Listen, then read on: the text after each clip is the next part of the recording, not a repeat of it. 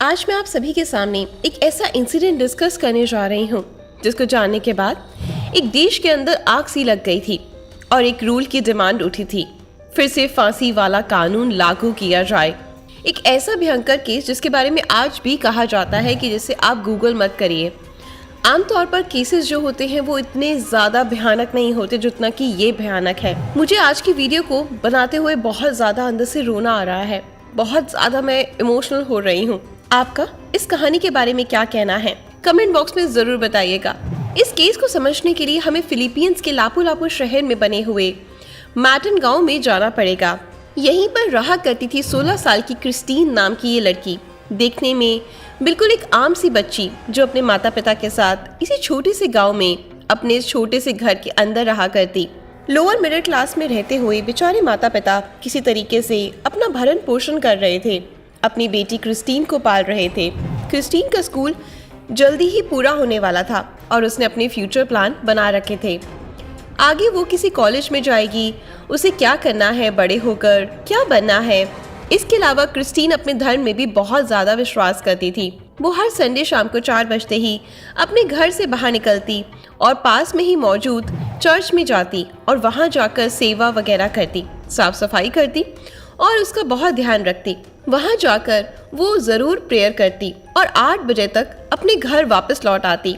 ये उसका हर हफ्ते का रूटीन बन चुका था और माँ बाप को भी इसके बारे में पता था, तो उनको भी कोई दिक्कत नहीं थी, सब कुछ परफेक्ट चल रहा था। क्रिस्टीन के माता पिता ने बताया कि क्रिस्टीन को के-पॉप और ये BTS वगैरह बहुत ज़्यादा पसंद था। एनिमल्स उसको बहुत ज़्यादा पसंद थे। इन सब से उसका बहुत अच्छा टाइम पास हो रहा था। दिन आ चुका था 9 मार्च 2019, संडे का वो दिन। वो अपने घर पर जैसे ही उठी तो माँ ने जाकर उससे कहा कि थोड़ी देर में बाजार से जाकर सामान वगैरह ले आओ। क्रिस्टीन अपनी माँ के साथ बाजार वगैरह गई। बाजार से वापस आकर उसने अपने के-पॉप वगैरह के कुछ एपिसोड्स देखे जो वो मिस कर चुकी थी पिछले कुछ दिनों में। वो एपिसोड्स को पूरा करके देखकर शाम को टाइम हो चुका था। शाम के जैसे ही 3:45 बजे उसने अपनी माँ को कहा कि मैं पास में ही जा रही हूँ। उसकी माँ को कोई दिक्कत नहीं थी। उन्होंने कहा तुम जाओ लेकिन टाइम से घर वापस आ जाना। क्रिस्टीन तकरीबन 3:45 बजे के आसपास घर से निकल गई, चर्च में गई। वहाँ जाकर उसने अपना काम किया जिसके लिए उसको वॉलंटियर रखा गया था। क्रिस्टीन को भेजने के बाद उसकी माँ अपने कामों में लग चुकी थी क्योंकि उसके पिताजी भी जल्दी घर पर वापस आने वाले थे, तो उसकी माँ खाना बनाने की तैयारी में लग चुकी थी। तकरीबन 7 बज चुके थे। क्रिस्टीन अभी तक घर पर नहीं आई थी। क्रिस्टीन की माँ को लगा कोई दिक्कत नहीं, थोड़ी देर तक आ जाएगी। तकरीबन 7:30 बज चुके थे। पिता भी घर पर आ चुके थे। तभी यहाँ क्रिस्टीन की माँ ने क्रिस्टीन के पिता को बताया कि क्रिस्टीन अभी तक चर्च से वापस नहीं आई। क्रिस्टीन के पिता ने कहा कोई दिक्कत नहीं है, थोड़ी देर में आ जाएगी। तभी लगभग 8 बज चुके थे लेकिन क्रिस्टीन अभी तक घर वापस नहीं लौटी। ऐसे में क्रिस्टीन के माता पिता को बहुत ज़्यादा चिंता होने लगी। वो बहुत ज़्यादा घबरा गए, जिसके बाद वो गांव के लोकल लोगों से मिलकर क्रिस्टीन के बारे में पूछने लगे। उसको ढूंढना शुरू किया लेकिन किसी को भी क्रिस्टीन का कोई लोकेशन नहीं मिल रहा था। सभी लोगों ने आपस में डिस्कस करा क्रिस्टीन के माँ बाप से मिलकर कि क्यों ना हम पुलिस स्टेशन में जाकर इसकी रिपोर्ट लिखवा दें। आखिर क्रिस्टीन गुम हो चुकी है और अभी तक घर वापस नहीं आई। लोग मिलकर वहीं लोकल पुलिस स्टेशन में गए, पुलिस वालों को जाकर बताया इस तरह से क्रिस्टीन घर पर वापस नहीं आई है। वो 4 बजे घर से निकली थी, चर्च का नाम बोलकर गई थी लेकिन अभी तक घर वापस नहीं आई, जबकि उसे 7:15 बजे के आसपास घर वापस आ जाना चाहिए था और अभी 9 बज चुके हैं। लेकिन यहाँ पर उसका कोई अता पता नहीं और हमने उसको हर जगह ढूंढने की कोशिश करी लेकिन वो नहीं मिल रही है। पुलिस को इस बात पर छानबीन करनी चाहिए थी। ऐसा पुलिस ने कहा भी कि हम इसकी छानबीन करते हैं, आप चिंता मत करें। लेकिन पुलिस ने बहुत गलती करी। पुलिस भी उसी आसपास के गांव में ही उसको ढूंढने लगी जहां पर ऑलरेडी क्रिस्टीन के घर वाले और उसके आसपास के लोग उसको ढूंढ चुके थे। पुलिस बिल्कुल भी बाहर के एरिया में उसको ढूंढने के लिए तैयार ही नहीं थी। वो इस केस को बहुत लाइटली ले रही थी। पूरी रात क्रिस्टीन के माँ बाप, आस पड़ोस के लोग साथ में ही थे पुलिस के और आसपास ढूंढते रहे लेकिन क्रिस्टीन का कुछ पता नहीं लगा।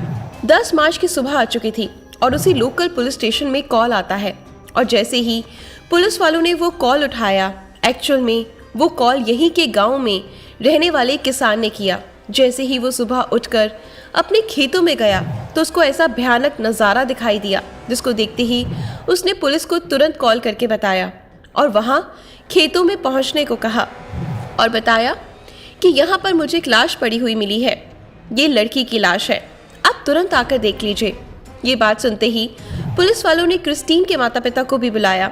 साथ में काफ़ी सारे लोकल गांव के लोग भी इकट्ठा होकर उसी जगह पर पहुंचे, उसी खेत में जा पहुंचे और वहां का हाल देखकर यकीनन सभी की रूह कांप उठी, क्योंकि जिस हाल में वो लाश पड़ी थी किसी ने उम्मीद नहीं करी थी कि कोई किसी के ऊपर इतनी ज़्यादा बेरहमी कैसे दिखा सकता है। जी हाँ, यहाँ पर एक लड़की की लाश मौजूद थी। ये लाश किसी और की नहीं बल्कि बेचारी क्रिस्टीन लेग्यू की ही थी। सभी लोग उसे आइडेंटिफाई करने में लगे हुए थे, लेकिन किसी को भी सही से पहचान में नहीं आ रही थी। क्या ये सच में क्रिस्टीन ही है? क्योंकि क्रिस्टीन के शरीर के ऊपर एक भी कपड़ा मौजूद नहीं था। दिक्कत सिर्फ यहाँ तक नहीं थी, दिक्कत शुरू हुई कि क्रिस्टीन के फेस से, जी हाँ, जैसे ही लोगों ने उस लाश का फेस देखा तो किसी को भी यकीन नहीं हो रहा था सच में किसी इंसान की लाश है या फिर कुछ और, क्योंकि यहाँ पर उस लाश का आधा चेहरा गायब था। उस लाश के चेहरे को किसी ने बहुत सटीकता से एक पिज़्ज़ा की स्लाइस की तरह बीच में से काट दिया था। जैसे ये चीज़ पुलिस वालों ने देखी तो उन्हें समझ में आ गया कि आखिर ये काम कौन कर सकता है और सबसे पहले क्रिस्टीन के माता पिता को बुलाया गया। आसपास के जो कपड़े पड़े हुए थे और बच्चे की जो जीन्स पास में पड़ी हुई थी उसी से अंदाज़ा लगाया गया कि क्रिस्टीन ही है। क्रिस्टीन के हाथों पैरों को देखकर भी यही लग रहा था। हमें तो विश्वास ही नहीं हो रहा था कि सच में वो हमारी ही बेटी है या नहीं। पुलिस ने तुरंत एक एम्बुलेंस मंगवाई, लाश को एम्बुलेंस में लोड करवाया गया और पोस्टमार्टम के लिए भिजवाया गया। लाश का इतना बुरा हाल देखकर वहाँ पहले ही लोगों के अंदर गुस्सा फूटा पड़ा था और गुस्सा तो असली फूटने वाला था। जी हाँ, जैसे ही पोस्टमार्टम रिपोर्ट सामने आई तो उसके अंदर लिखा हुआ था कि न सिर्फ इस लड़की के चेहरे पर बहुत सटीकता से काटा गया है बल्कि उसके सिर के अंदर बहुत सारा एसिड भी भरा गया है। सोच कर देखिए, आप जहाँ से उस लड़की का चेहरा काटा गया था उसके बाद उसके सिर में कुछ इस तरीके से हाथों से फाड़कर उसके दिमाग के अंदर एसिड भरा गया था। उसका दिमाग पूरे तरीके से एसिड से जल चुका था, उसका जबड़ा पूरे तरीके से एसिड से जल चुका था, उसकी ऊपरी त्वचा वो सारी की सारी एसिड से जलकर खत्म हो चुकी थी, गल चुकी थी। इतना ही नहीं, जिसने भी ये कांड किया था वो यही नहीं रुका, उसने इस लाश के गले को काटा, सटीकता से बहुत धारदार हथियार से काटकर, उसके बाद हाथों से फाड़कर उसके अंदर से काफ़ी सारे अंग गायब कर चुका था। जैसे ही ये बात लोगों को पता चली, लोगों के अंदर भयंकर गुस्सा फूट चुका था कि आखिर कोई इतना बेदर्द कैसे हो सकता है, कोई इतना बेरहमी वाला कांड कैसे कर सकता है। हमने आज तक बहुत सारे मर्डर देखे हैं लेकिन पहली बार इस तरीके का मर्डर देखा है। अब आप यहाँ वहाँ लॉ एंड ऑर्डर देखिए कैसे हो चुका था कि लोगों का गुस्सा कम करने के लिए वहाँ पर पोस्टमार्टम रिपोर्ट में लिखा गया कि नहीं, लड़की के साथ बलात्कार नहीं किया गया, उसका रेप नहीं हुआ। पुलिस वालों ने अपने एक ऑफिशियल बयान में सामने आकर कहा कि यहाँ हमें दो पॉसिबिलिटीज़ लग रही हैं जिसकी वजह से ये कांड हुआ है। या तो हो सकता है किसी ने ये कांड काफ़ी ज़्यादा बलि वगैरह या कोई रिचुअल्स वगैरह पूरे करने के लिए किया हो और इसमें बेचारी क्रिस्टीन की बलि दे दी गई हो, या फिर ये हो सकता है कि किसी ने काफ़ी ज़्यादा नशा किया हो जिसकी हालत में उसे पता न लगा हो कि वो क्या कर रहा है, वो कैसी हैवानियत कर रहा है। उस बेचारी क्रिस्टीन के साथ ऐसा कांड कर दिया। लेकिन जैसे ही ये चीज़ लोगों ने सुनी, लोगों का गुस्सा फूट पड़ा और ऑब्वियसली गुस्सा फूटना जायज़ भी था। मीडिया के अंदर ये बात बुरे तरीके से आग की तरह फैल चुकी थी। पूरे देश के अंदर ये न्यूज़ बहुत ज़्यादा फैल चुकी थी। लोग सड़कों पर आ चुके थे जानने के लिए कि आखिर बेचारी क्रिस्टीन के साथ एक 16 साल की लड़की के साथ कोई कैसे कर सकता है और आखिरकार है कौन। सरकार को इस केस के अंदर दखल अंदाजी देनी पड़ी। 2 मिलियन पैसों का एक इनाम रखा गया। जो भी इस केस को बढ़ाने में पुलिस की मदद करेगा उसको 2 मिलियन करेंसी वहाँ की सरकार की तरफ से दी जाएगी। लेकिन यहाँ भी पुलिस वालों को काफ़ी दिक्कतों का सामना करना पड़ा। ऐसे में लोग 2 मिलियन के लालच में उठकर सामने आ रहे थे और किसी का भी नाम लगा रहे थे कि जनाब इसने किया है, कि जनाब इसने किया है, इसको आप तुरंत अरेस्ट कर लीजिए। इसको क्रिस्टीन के साथ देखा गया है, वह क्रिस्टीन के पास ही मौजूद था। ऐसे ऐसे लोग किसी के भी ऊपर आकर इल्ज़ाम लगा रहे थे बिना किसी सबूत के। लेकिन जब पुलिस को उनको अरेस्ट करने का बयान लेने की बारी आती तो उनको कोई भी सॉलिड प्रूफ नहीं मिलता। उस टाइम पर वहाँ की सरकार ने इस केस को वहाँ की सबसे बड़ी इन्वेस्टिगेटिंग एजेंसी एनबीआई के हाथों में ये केस को सौंपा। जैसे ही केस को संभाला उन्होंने इसको बहुत सीरियसली लिया और आसपास के सभी सीसीटीवी फुटेज को खंगालना शुरू करा। सबसे पहले वो उसी चर्च में गए ये देखने के लिए कि क्या सच में क्रिस्टीन चर्च आई थी या नहीं, वहाँ उसने आकर सेवा वगैरह की या नहीं। जैसे ही वो चर्च में पहुंचे वे उसकी लुक बुक चेक करने लगे। क्रिस्टीन की एंट्री थी, एग्जिट का भी टाइम लिखा हुआ था, तकरीबन 6:15 के आसपास। अब इतनी जल्दी एग्जिट क्यों किया जबकि उसे वहाँ से 7 बजे के आसपास निकलना चाहिए था, ये अभी तक किसी को भी समझ में नहीं आ रहा था। खैर, जब एनबीआई सीसीटीवी वगैरह को खंगाल रही थी तब यहाँ उनको एक फुटेज हाथ लगी जिसके अंदर क्रिस्टीन एक रोड के ऊपर चलते हुए दिखाई दे रही है, लेकिन वो अकेली नहीं थी, उसके साथ कोई और भी मौजूद था। अब ये व्यक्ति कौन था, इसकी पहचान लगा पाना पुलिस वालों के लिए बहुत ज़्यादा मुश्किल हो चुका था, क्योंकि इसका शरीर सीसीटीवी में सिर्फ उल्टी तरफ से यानी बैक साइड से दिखाई दे रहा था। इसकी शक्ल दिख नहीं पा रही थी। लोगों ने पहचान तो लिया कि ये लड़की क्रिस्टीन है, लेकिन ये लड़का कौन है अभी तक किसी को समझ में नहीं आया। और बदकिस्मती से बेचारे क्रिस्टीन को इस सीसीटीवी फुटेज में अंतिम बार जिंदा देखा गया। खैर, इस केस की जांच करते हुए पुलिस वाले जब पिछले केस को खंगाल रहे थे, पिछले रिकॉर्ड्स को खंगाल रहे थे कि आखिर ऐसा कौन कर सकता है, तो उनको एक योनिस नाम के एक व्यक्ति के बारे में पता चला। एक्चुअल में योनिस इसी लुपालुप सिटी में काफ़ी सालों पहले उसने एक मर्डर किया था और उसकी सज़ा काटकर वो जेल से अभी बाहर आ चुका था। और जैसे ही पुलिस वाले उस योनिस के पास पहुंचे तो उसको गिरफ्तार कर लिया गया और उसको पुलिस स्टेशन लाया गया। उसकी अच्छे से सेवा की गई। सेवा करते करते वो यही बोल रहा था कि जनाब, मैंने ऐसा कुछ नहीं करा, आप किसी से भी जाकर पूछ लीजिए, मैं पहले मर्डर वाले दिन मैं अपने घर पर था, मैंने ऐसा कुछ नहीं करा। योनिस ने कहा कि सुबह से शाम तक मैं नौकरी कर रहा था और उसके बाद मैं अपने घर पर आ चुका था, आप चाहे तो मेरे बॉस से जाकर पूछ सकते हैं। जब बॉस से पूछताछ की गई तो बॉस ने भी यही कहा कि 9 मार्च के दिन वो शाम तक मेरे पास में ही था और उसके बाद वो घर जा चुका था। जब पुलिस वालों को कोई भी पुख्ता सबूत नहीं मिले तो उन्हें योनिस को छोड़ना ही पड़ा, क्योंकि उनके खिलाफ कोई सबूत पुलिस वालों को मिल ही नहीं रहा था। तब यहाँ पुलिस वालों ने क्रिस्टीन के माता पिता से पूछताछ करनी शुरू करी कि एक्चुअल में पुलिस वाले क्रिस्टीन की हिस्ट्री जानना चाह रहे थे कि आखिर क्रिस्टीन का अभी तक कैसी जिंदगी रही है, कौन कौन उसकी जिंदगी में आया है, क्रिस्टीन के साथ इतनी बेदर्दी से दुश्मनी किसने निकाली है। तब यहाँ क्रिस्टीन के माता पिता ने पुलिस वालों को बताया कि हमें तो उतना ज्ञान नहीं, क्रिस्टीन किससे बात करती थी और किससे नहीं, उसको यहाँ पर कुछ ना कुछ चीज़ें देखना पसंद था और ये उसका मोबाइल है, आप खुद ही देख लीजिए। मोबाइल डिटेल्स की जांच करनी शुरू की गई तो उन्हें पुलिस वालों को एक नंबर दिखाई दिया और एक्चुअल में ये नंबर जॉन नाम के लड़के का था। ये जॉन कोई और नहीं बल्कि क्रिस्टीन का एक्स बॉयफ्रेंड ही था और हाल में ही क्रिस्टीन का जॉन के साथ ब्रेकअप हो चुका था। तो जैसे ही पुलिस वालों को जॉन के बारे में पता चला तो उनके माइंड में ख्याल आया कि हो सकता है क्रिस्टीन से उसने बदला लेने के लिए उसका ये हाल करा हो। तो ऐसे में पुलिस वाले सीधा जॉन के घर गए, उसके घर में छापा मारा, उसको तलाशा और सीधा पुलिस स्टेशन लेकर आ गए। उससे पूछताछ करने लगे, अच्छे से उसकी सेवा करी, बट उसने कुछ नहीं बोला। वो बार बार यही बोल रहा था कि जनाब, मैं उस दिन पूरा दिन अपने घर पर था, आप किसी से भी पूछ लीजिए, आप मेरे घर वालों से पूछ लीजिए, आस पड़ोस से पूछ लीजिए। लेकिन पुलिस वालों ने एक भी नहीं सुनी।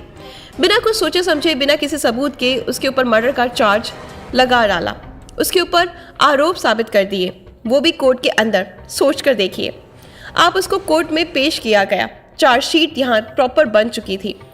जो भी किया गया इस जॉन ने किया है।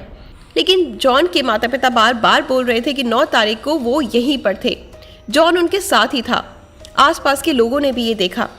तो फिर वो ये मर्डर कैसे कर सकता है? लेकिन पुलिस वाले किसी भी चीज़ को समझने के लिए तैयार नहीं थे, क्योंकि वो जल्द से जल्द इस केस को बंद करना चाहते थे ताकि उनके सिर से ये सिरदर्दी हटे। और ऊपर से मीडिया का प्रेशर बन चुका था, सरकार का प्रेशर बन चुका था।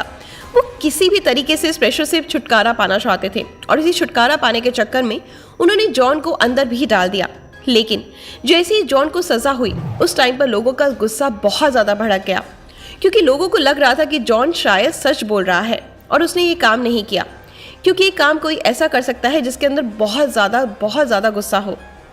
क्रिस्टीन के प्रति लोगों का गुस्सा देखते हुए ना सिर्फ कोर्ट को बल्कि एनबीआई को भी अपना फैसला बदलना पड़ा और जॉन के ऊपर से लगाई गई मर्डर की सारी धाराएं हटा दी गई और उसको जेल से भी बाहर निकाल दिया गया।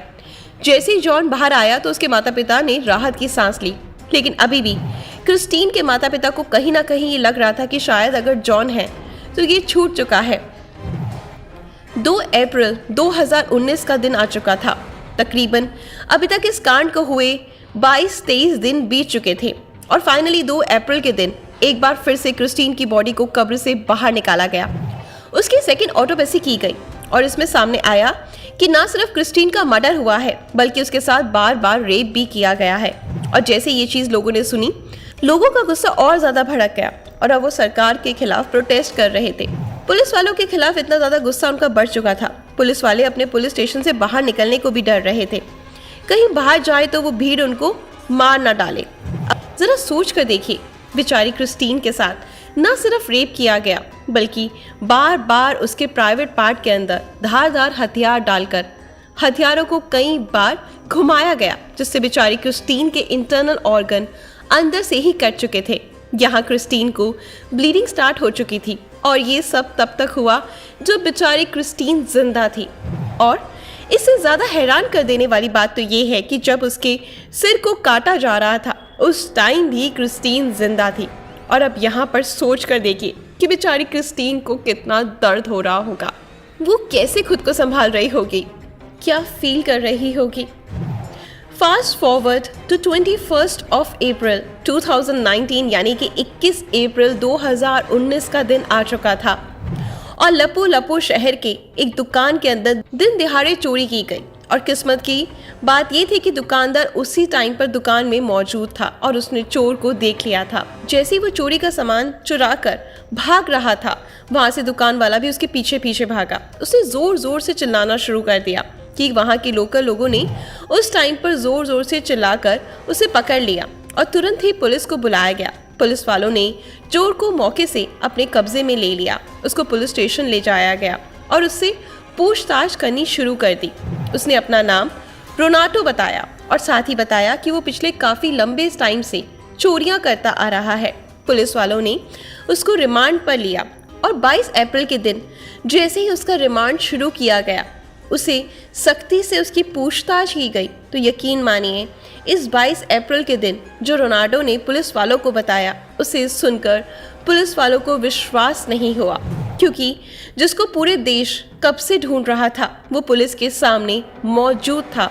थोड़ा सा पीछे चलते हैं इस केस से और बात करते हैं फरवरी 2019 की, जब फरवरी 2019 में क्रिस्टीन का अपने बॉयफ्रेंड जॉन के साथ जैसे ही ब्रेकअप हुआ, उसके बाद क्रिस्टीन खुद को काफ़ी ज़्यादा अकेला फील कर रही थी।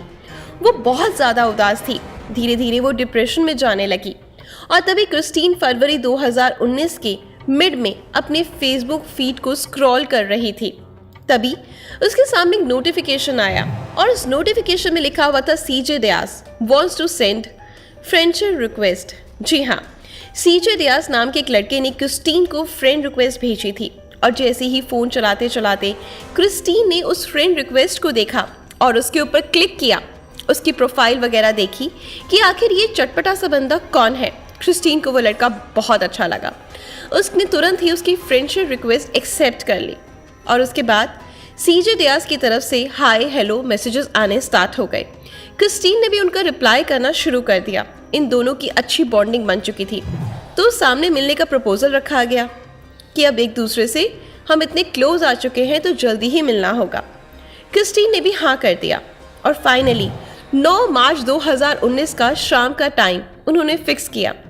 शाम को इस समय चर्च के बाहर मिलेंगे। क्रिस्टीन शाम के जैसे ही 4 बजने वाले थे अपने घर से बाहर निकलती है और चर्च में जाकर साफ सफाई वगैरह सारी चीज़ें करती है, जो उसकी लॉग बुक में एंट्री भी करी। तकरीबन 6 बजे के आसपास वो चर्च से बाहर आ चुकी थी। उसने बाहर आते ही अपना फ़ोन निकाला और फेसबुक पर अपने दोस्त सीजे दियास को मैसेज करना शुरू कर दिया कि मैं चर्च के बाहर खड़ी हूँ, तुम कहाँ पर हो। ज़्यादा देर ना करते हुए क्रिस्टीन के पास से मैसेज आया, तब मैं भी चर्च के बाहर ही खड़ा हूँ।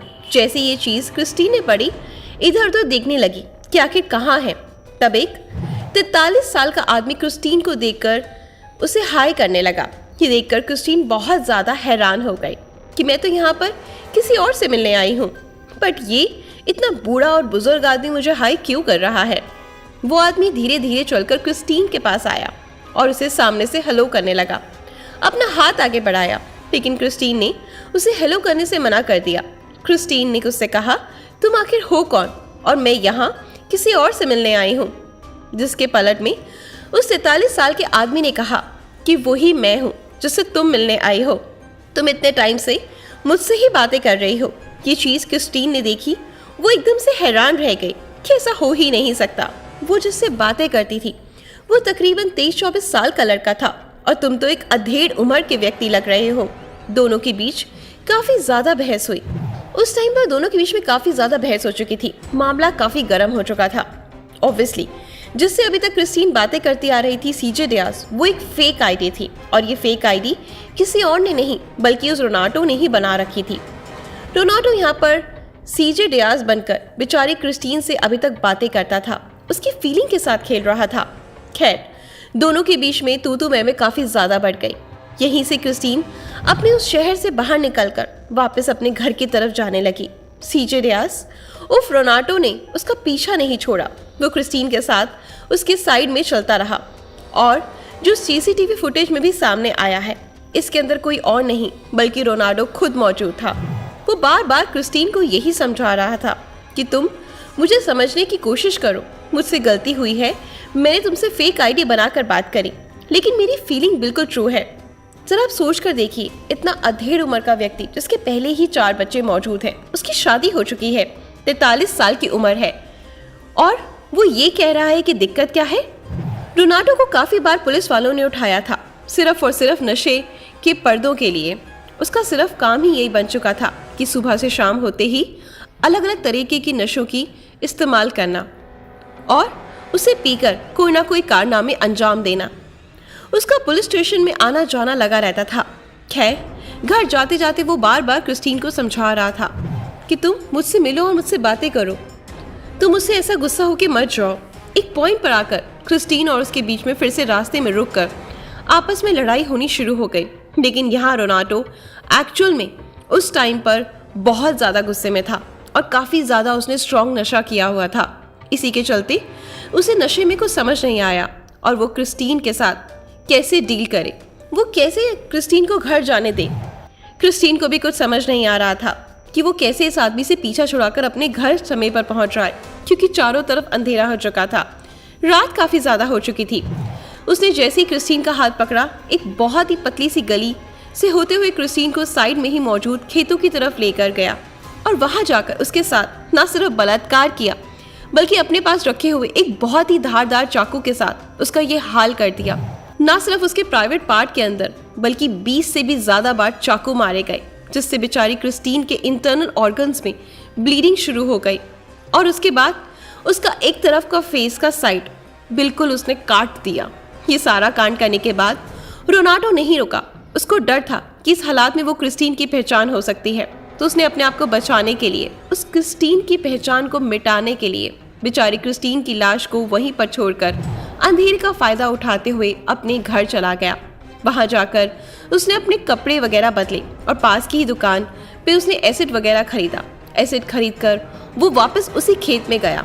अब सोच कर देखिए, उसने बेचारी क्रिस्टीन के सर को पकड़ा, उसके अंदर एसिड भरना शुरू करा ताकि सर गल जाए और बेचारी क्रिस्टीन की पहचान ना हो सके। जैसे ही पुलिस वालों ने उसका ये बयान सुना, उनको विश्वास ही नहीं हुआ कि आदमी कैसे कर सकता है। खैर, अगले दिन पुलिस वालों ने उसे कोर्ट में पेश किया। उसके घर से वो खून वाले कपड़े बरामद किए गए जिसको पहनकर उसने वो कांड को अंजाम दिया था और फाइनली कोर्ट में उसके खिलाफ केस चल रहा है। वो दिन आ चुका था 25 मई 2019 का। सुबह सुबह पुलिस वाले जैसे एक सेल को चेक कर रहे थे और जैसे ही वो रोनाल्डो येनस में पहुंचे और वहां जाकर उन्होंने देखा कि यहाँ तो रोनाल्डो अपनी सेल के अंदर मरा हुआ है। जी हाँ, उसने अपने आप को वहीं पर फांसी लगा ली थी। पुलिस वालों ने दुनिया के सामने ये आकर कह दिया कि रोनाल्डो अब इस दुनिया में नहीं रहा। अब कैसे नहीं रहा? क्या सच में उसने अपने साथ ऐसा कांड किया, या फिर हो सकता है कि आप सारे समझदार हैं, बाकी तो क्योंकि पूरे देश का गुस्सा उसके ऊपर फूट ही पड़ा था। खैर, उसको सज़ा नहीं हुई, लेकिन हाँ, पूरा देश इकट्ठा हो चुका था और वो सरकार से डिमांड कर रहा था कि जो कानून, मृत्युदंड का जो कानून बहुत पहले वहाँ पर था बट आज नहीं है, वो दोबारा से शुरू किया जाए। कोई इतना बड़ा क्रिमिनल क्यों ना हो, उसको डेथ सेंटेंस यानी मृत्युदंड दिया जाना चाहिए। लेकिन इस कांड को देखते हुए, इसकी गंभीरता को देखते हुए पूरे देश इकट्ठा होकर सरकार के सामने गुहार लगाई। एक बार फिर से मृत्युदंड का प्रावधान शुरू किया गया। खैर, ये बहुत ही ज़्यादा दिल दहला देने वाली स्टोरी थी। बेचारी क्रिस्टीन, जिसकी उम्र सिर्फ 16 की थी, उसने क्या ही देखा अब जिंदगी में। उसका आने वाला अभी फ्यूचर पड़ा था पूरा का पूरा, लेकिन उससे पहले ही वो एक राक्षस के हाथों में फंस गई और सिर्फ इस गलती की वजह से उसने किसी अननोन पर, जो कि सोशल मीडिया पर मिला था, उस अननोन पर विश्वास करा। ऑनलाइन में ही उसके साथ थोड़ी क्लोज हो गई और उसे मिलने का प्लान बना लिया, ये बिना जाने कि आखिर सामने वाला कौन है। आज के टाइम में अगर मैं सोशल मीडिया की बात करूं तो जितने बेनिफिट्स इसके हैं उतने साइड इफ़ेक्ट भी इसके हैं और इसकी वजह से बहुत ज़्यादा क्राइम बढ़ चुका है। मैं तो आपको यही सजेस्ट करना चाहूँगी कि अगर आप कभी किसी से मिलते हैं तो कभी किसी पर विश्वास ना करें, चाहे वो ऑनलाइन हो या ऑफलाइन।